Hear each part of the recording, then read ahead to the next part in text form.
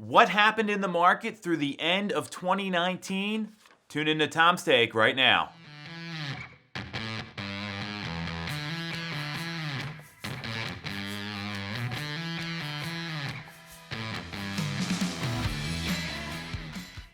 So we are in the beginning of 2020, just got the final 2019 sales numbers for the greater Philadelphia area. So I'm going to share them all with you and then tell you exactly what it means for buyers and sellers. So the number of sales, and just to give you an idea here, the sample size here is Philadelphia, Montgomery, Chester, and Delaware County. So the 4-county area, if you will, or 3 counties in a city, although Philadelphia's a county. So the number of sales, they were down in some parts of the area as much as 4.7% year over year to up 3.2%. So we're seeing that some areas have more sales, some areas have less sales. Really, that's not a huge surprise. And what it has done is it's kept pricing continuing to rise. The average sale price in our marketplace rose year over year from December 2018 to 2019, 4.1 to 7.1%. So that's a pretty significant increase. Percentage of the asking price received still remains high, 94.8 to 96.9% of the asking price at time of sale. So not the initial one, the one when the home goes under contract.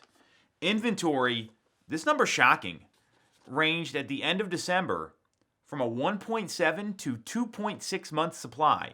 So less than 3 months, and that's down anywhere from 27 to 35.7% year over year. So obviously that's something we're going to talk about in a second. Days on market range between 49 and 53 days from hitting the market to signing a contract, and that was down anywhere from 0.4% to as high as 17.2%.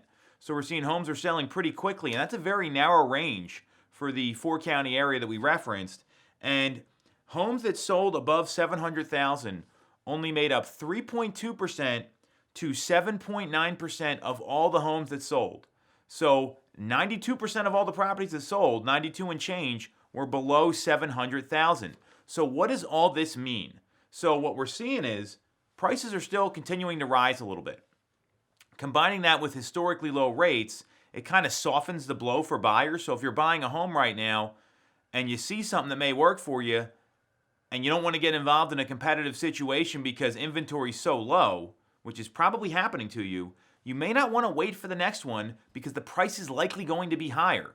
And we don't know how long rates are going to hold where they are right now. And we're still seeing rates in the mid to high threes as of the end of January when we're filming this video here on a 30-year fixed loan. So that rate is going to help soften the blow of an increasing price that we're seeing across the greater Philadelphia area. Homes are still selling, and we're also seeing that less homes are selling in some places. So if you're a buyer right now and you see that opportunity to jump on something, don't wait for the next one because we don't know what's going to happen moving forward when more competition enters the market in the spring. Now, if you're a seller, I'm going to give you kind of 2 recommendations here because we have 2 markets happening right now. I just told you over 92% of all the homes that sold were less than 700,000. So if you're in the move up or the first time buyer segment of the marketplace, so some of the lower priced homes, inventory is really low. You can leverage that right now and get your home on the market sooner and clearly get a better result if you price the home right, make sure it shows well, and ensure that you have an agent who's getting you the right exposure online and offline. So if those 3 things are happening, you may want to think about moving up your selling time frame to take advantage of these market conditions.